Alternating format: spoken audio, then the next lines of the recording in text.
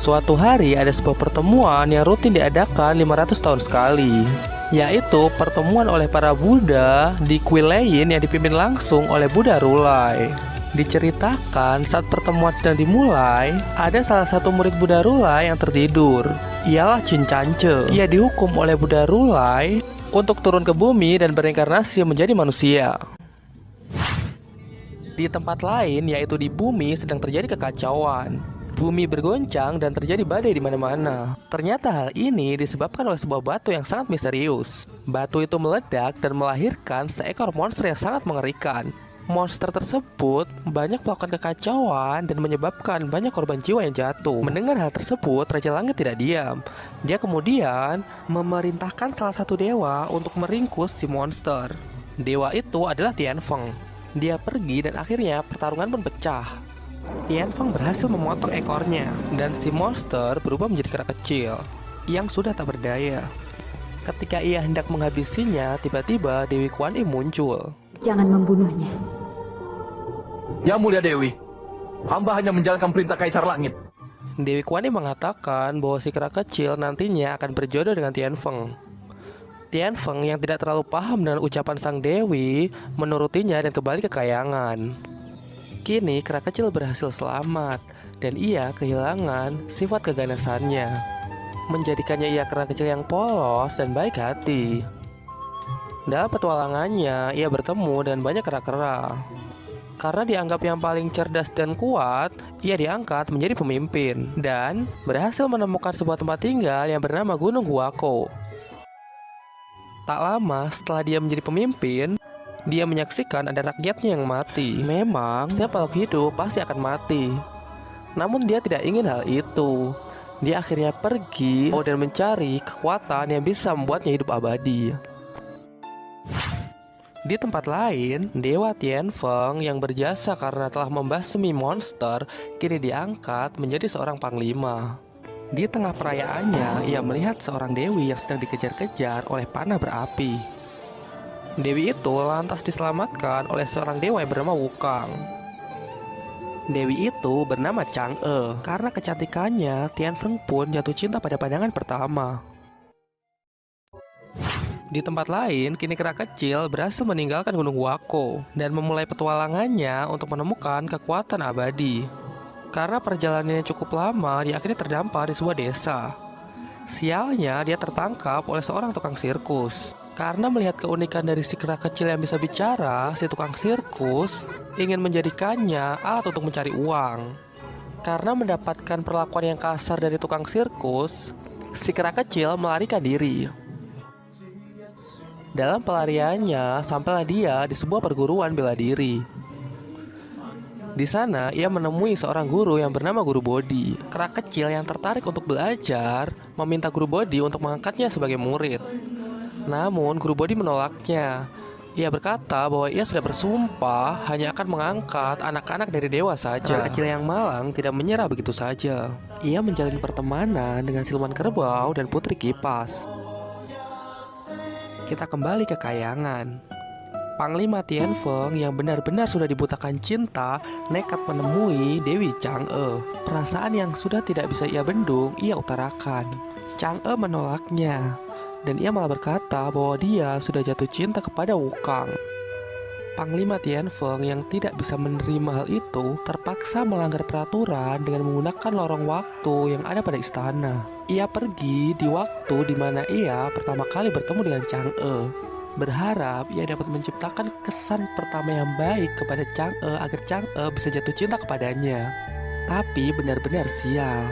Ia dihukum karena ketahuan menggunakan lorong waktu tanpa izin.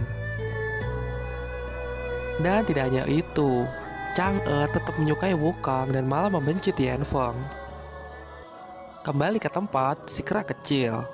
Dengan ketulusannya ingin belajar, akhirnya dia diterima sebagai murid dan ia diberi nama Sun Gokong. Tak lama setelah itu, Guru Bodhi menjelaskan bahwa ada suatu ilmu yang memungkinkan seseorang untuk tetap awet muda. Sun Gokong pun tertarik dan ingin belajar. Ia bertekad apapun resikonya, dia harus mempelajari ilmu tersebut. Akhirnya Guru Bodhi mengajaknya ke suatu tempat di mana ia akan berlatih ilmu awet muda. Di sanalah ia bertemu dengan beruang raksasa yang terus melatihnya selama 50 tahun. Langit dan bumi pun bergoncang. Akhirnya Sun Gokong bisa mempelajari ilmu awet muda. Dan tidak hanya itu, dia juga mempelajari 72 sihir mengubah wujud. 50 tahun berlalu dan kini ia sudah kembali. Ia pun bernostalgia bersama kawan-kawan lamanya. Dia juga diberitahu bahwa siluman kerbau dan putri kipas berbuat tidak senonoh dan akhirnya diusir oleh Guru Bodhi. Di tengah-tengah perbincangannya, Guru Bodhi datang. Lantas ia memerintahkan Sun Gokong untuk meninggalkan perguruan dengan alasan di sini sudah tidak ada yang bisa ia pelajari. Ia juga menyuruh Sun Gokong untuk berjanji bahwa ia tidak boleh memberitahukan siapapun bahwa ia adalah gurunya. Karena telah disuruh pergi, kini Sun Gokong kembali ke Gunung Huako. Rakyatnya menceritakan bahwa mereka sering diganggu oleh siluman kerbau. Singkat cerita, Sun Gokong menemui si siluman kerbau.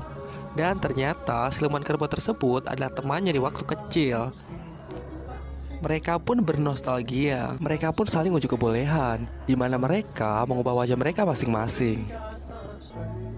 Tak lama setelah itu, Putri Kipas pun datang. Ia mengamuk dan memporak-porandakan Gunung Huako. Putri Kipas yang sangat marah kepada siluman kerbau mengipasnya hingga terpental jauh. Padahal sebenarnya itu adalah Sun Gokong yang sedang menyamar. Benar-benar apes ya guys. Sun Gokong yang sudah terlempar jauh diseret prajurit dan dibawa ke neraka karena ia dianggap sebagai siluman kerbau. Siluman kerbau yang asli kini menyesal karena ia berpikir telah mencelakai Sun Gokong. Ia segera menyusul Sun Gokong ke neraka. Sun Gokong, siluman kerbau, dan Putri Kipas mengamuk di neraka. Mereka bertiga bahkan membakar buku catatan hidup dan mati.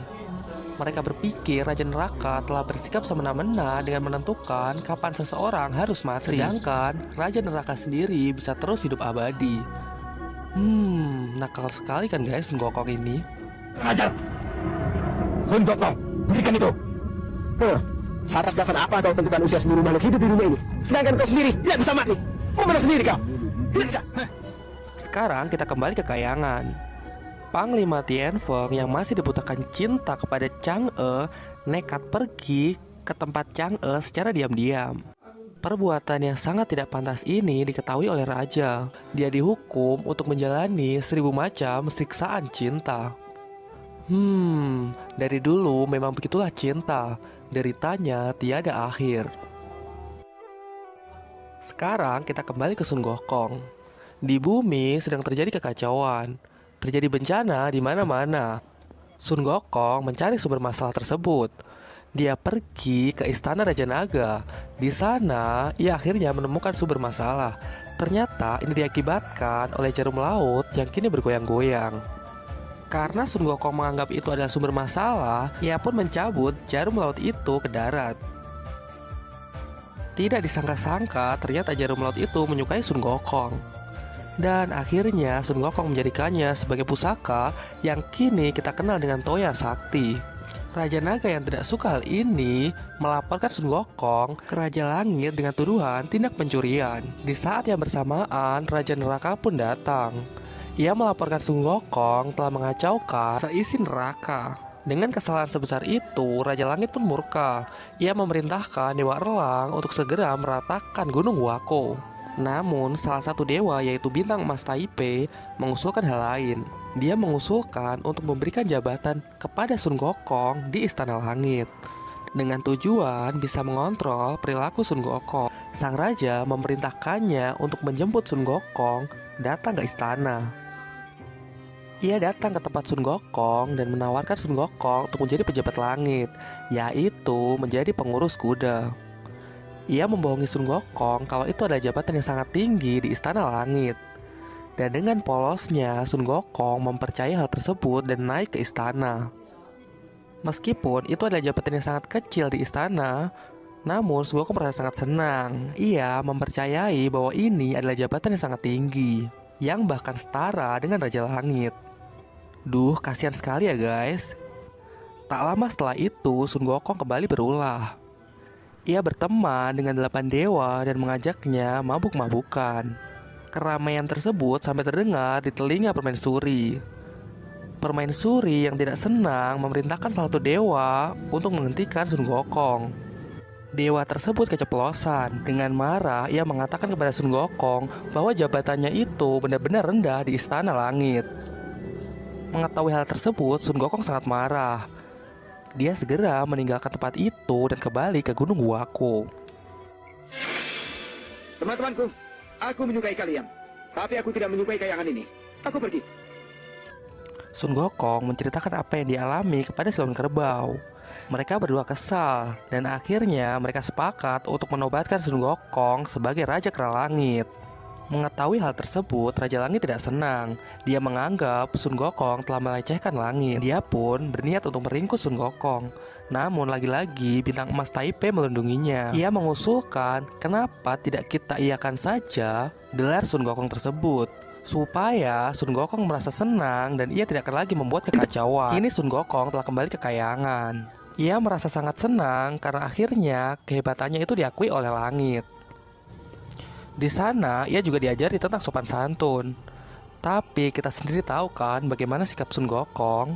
Ia malah melarikan diri dan pergi jalan-jalan. Dia melihat seorang dewa yang sedang pergi terburu-buru. Dewa itu mengaku dia akan pergi ke pertemuan buah persik. Sun Gokong yang mengetahui hal itu merasa marah karena ia tidak diundang. Ia merasa dirinya tidak dihargai. Tiba-tiba Dewa Erlang muncul dan pertarungan pun tidak terelakkan. Dewa Erlang juga mengatakan kepada Sun Gokong bahwa jabatannya sebagai Raja Kera Langit itu tidak nyata, dan itu hanya digunakan untuk mengekang Sun Gokong. Bintang Emas Taipei datang untuk memisahkan mereka. Sun Gokong pun menanyakan hal ini kepada Bintang Emas Taipei, dan Bintang Emas Taipei mengaku bahwa yang dikatakan Dewa Erlang itu sepenuhnya benar. Karena merasa sangat kesal telah dibohongi, Sun Gokong mengacaukan pertemuan buah persik. Dia memanggil anak buah keranya untuk membantunya menghabiskan seluruh buah persik. Setelah merasa puas, ia kembali ke Gunung Wako. Raja Langit marah besar. Ia lantas mengutus pasukan dewa yang dipimpin oleh Dewa Erlang untuk menghancurkan Gunung Wako.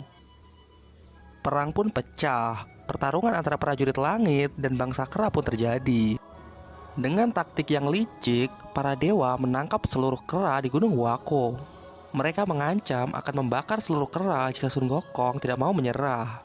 Dan tidak ada pilihan lain guys, Sun Gokong pun menyerah. Tiba waktunya Sun Gokong dijatuhi hukuman penggal. Namun hal itu sama sekali tidak berpengaruh pada Sun Gokong. Dikarenakan Sun Gokong sangat sakti dan dia kebal terhadap senjata apapun. Menanggapi hal ini, salah satu dewa mengusulkan untuk membakar Sun Gokong. Karena ia sangat yakin tungku apinya mampu menghancur leburkan Sun Gokong. Hukuman dijatuhkan dan Sun Gokong dimasukkan ke dalam tungku api selama 49 hari.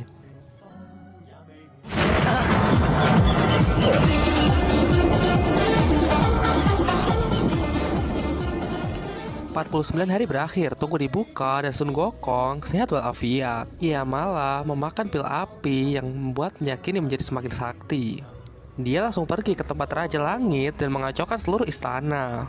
Karena tak ada satupun dewa yang bisa mengalahkan Sun Gokong, akhirnya Buddha Rulai pun turun tangan. Karena kesalahannya tersebut, Buddha Rulai pun marah. Ia menghukum Sun Gokong dengan mengencetnya di bawah Gunung Lima Jari. Sun Gokong kini sudah tak berdaya guys. Sedikit demi sedikit, sepertinya dia telah menyesali perbuatannya. Kini kita kembali ke Panglima Tianfeng. Dia dihukum menjalani 1000 macam siksaan cinta. Hukuman tersebut mengharuskan dia menjalani reinkarnasi berkali-kali untuk menjalani kisah cinta yang tragis. Dia pun merasa sangat tersiksa dengan hukuman ini. Dan pada suatu ketika, dia pun mengamuk di neraka ketika akan bereinkarnasi lagi. Akibat dia memberontak dan berlarian ke sana kemari, tak sengaja dia pun terjatuh ke dalam reinkarnasi hewan. Hal ini mengakibatkan dia terlahir sebagai manusia setengah babi. Panglima Tianfeng yang kini berwujud manusia setengah babi sangat meresahkan warga. Lantaran ia kerap mencuri dan mengganggu gadis-gadis muda. Warga marah dan menghajar Tianfeng. Tidak berhenti sampai di situ. Dia ditangkap dan hendak dibakar hidup-hidup. Untunglah tiba-tiba Dewi Kuan Im muncul. Ia menolong Tianfeng dan mengembalikan kekuatannya. Ia pun memberitahu Tianfeng bahwa suatu hari nanti akan ada biksu yang menempuh perjalanan ke barat untuk mencari kitab suci. Ia mengatakan kalau Tianfeng bersedia mengawal biksu tersebut, maka Tianfeng akan terbebas dari siksaannya dan kembali menjadi dewa. Tianfeng bersedia dan diyakini menunggu hari tersebut. Setelah itu, Dewi Kuan Im pergi menemui Sun Gokong. Ia mengatakan hal yang sama dan Sun Gokong pun juga bersedia. Nah, sekarang kita pergi ke sebuah negeri yang bernama Negeri Tang. Di sana ada seorang biksu yang menyelamatkan Raja Negeri Tang yang tengah dikejar-kejar roh naga. Ternyata guys, biksu tersebut adalah reinkarnasi dari Buddha Cincanjel yang sudah kita bahas di bab sebelumnya. Pantas saja ya guys, si roh naga langsung takluk. Diketahui biksu tersebut bernama Tong Sancong. Dan karena raja begitu senang, Tong Sancong pun diangkat menjadi adiknya. Tak lama setelah kejadian itu, Tong Sancong bertemu dengan Dewi Kuan Im. Dewi Kuan Im mengatakan jika Tong Sancong mau menempuh perjalanan ke barat mengambil kitab suci di sebuah kuil yang bernama Kuil Leyin. Dengan begitu, maka dia akan menyelamatkan seluruh umat manusia dari kesengsaraan. Tong Sancong sangat tertarik dan ingin segera berangkat. Dewi Kuan Im juga mengatakan bahwa Tong Sancong tidak akan sendirian. Ia akan dikawal oleh beberapa murid yang akan ia temui di dalam perjalanan. Singkat cerita, Tong Sancong pun berangkat dan tibalah ia di sebuah gunung yang bernama Gunung Lima Jari. Di sana ia bertemu dengan Sun Gokong. Dengan doa yang ia panjatkan, Sun Gokong pun terbebas dari gencetan Gunung Lima Jari. Sun Gokong yang telah bebas, dia pun kegirangan dan terbang ke sana kemari. Sun Gokong pun bersedia menjadi murid dan dia bersedia mengawal Biksu Tong dalam perjalanan ke barat. Sebelum mereka melanjutkan perjalanan, Sun Gokong mengajak Biksu Tong pergi ke Gunung Wako untuk mengunjungi rakyat-rakyat keras Sun Gokong. Biksu Tong sangat tersentuh dengan keluarga Sun Gokong. Lantas malam harinya, ia pun tak tega untuk mengajak Sun Gokong melanjutkan perjalanan. Dia pun pergi seorang diri dan nyaris jatuh ke dalam jurang. Untunglah ada Dewi Kuan Im. Dewi Kuan Im mengatakan perjalanan ke barat sangat berat. Ia pun harus mengajak Sun Gokong. Dewi Kuan Im khawatir karena Sun Gokong masih memiliki sifat liar. Ia lantas memberi sebuah topi kepada Tong Sancong dan memintanya agar ia memberikannya kepada Sun Gokong. Karena merasa bersalah, Sun Gokong kembali kepada Tong Sancong. Biksu Tong memberikan topi itu kepada Sun Gokong. Sun Gokong mengenakannya, dan tiba-tiba topi itu berubah menjadi simpai emas. Kemudian Biksu Tong membaca mantra yang ia pelajari dari Dewi Kuan Im. Tiba-tiba Sun Gokong merasa sakit kepala yang sangat luar biasa. Ternyata simpai emas tersebut memang diberikan kepada Sun Gokong untuk mengekangnya. Dengan sedikit paksaan, akhirnya Sun Gokong mau menurut. Dan perjalanan pun dilanjutkan. Tibalah mereka di sebuah desa. Sun Gokong mencium aroma siluman yang sangat kuat. Ia lantas membuat onar dan berharap siluman itu mau keluar. Dengan cepat, Biksu Tong pun segera membaca mantra. Dan akhirnya Sun Gokong pun kembali menurut. Setelah kejadian itu, mereka berdua pergi ke tempat tinggal kepala desa. Kepala desa itu menceritakan tentang menantunya yang sangat hebat. Menantunya sangat rajin bekerja dan bukan orang sembarangan. Sun Gokong pun dengan tegas menyela. Ia mengatakan bahwa menantunya itu adalah seekor siluman. Untuk membuktikan ucapannya, Sun Gokong menunjukkan kalau rumah mereka itu dibuat dari sihir siluman. Mereka pun percaya. Mereka minta bantuan kepada Sun Gokong untuk menangkap siluman itu agar keluarganya bisa selamat. Dengan senang hati, Sun Gokong pun berangkat. Sesuai dengan dugaan kalian guys, siluman itu adalah Tianfeng. Mereka pun bertarung dengan tidak seimbang. Siluman itu kalah telak. Dia dipukul sampai kembali ke wujud semula. Namun siluman berhasil kabur. Ia pulang dan pergi menemui istrinya. Melihat suaminya pulang dengan wajah yang mengerikan, dia kaget dan meninggal seketika. Melihat hal tersebut, siluman itu pun menyesal dan menyerahkan diri. Mengetahui putrinya tewas, kepala desa sangat marah dan ia hendak membunuh siluman itu. Tiba-tiba Dewi Kuan Im muncul. Karena siluman itu menyesal, Dewi Kuan Im pun mengampuninya. Dia juga memberikan tugas agar siluman itu mau menemani Biksu Tong ke barat mengambil kitab suci. Siluman itu bersedia, dan mulai sekarang kita kenal siluman itu dengan sebutan Cupatkai. Perjalanan dilanjutkan, Dan kini mereka bertiga tiba di sebuah sungai. Sungai itu bernama Sungai Pasir Hanyut. Karena dipercaya terdapat siluman di dasar sungai, warga setempat tidak ada yang berani melintasi sungai tersebut. Dengan sebuah perahu, mereka bertiga pun nekat melintasi sungai. Hal aneh pun mulai terjadi. Dayung mereka patah dan perahu mereka pun tenggelam. Biksu Tong pun ikut tenggelam ke dasar sungai.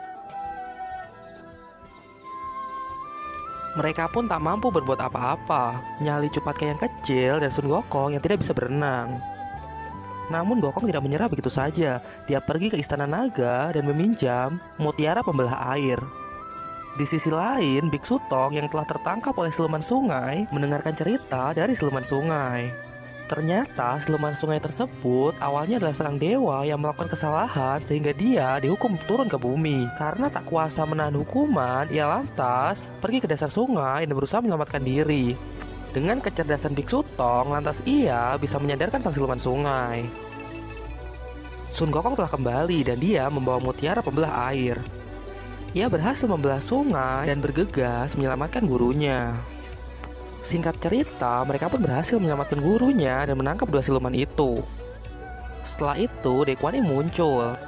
Ia mengatakan kepada mereka bahwa Wuching akan diampuni jika dia mau menjadi murid Biksu Tong dan mengawalnya dalam perjalanan ke barat.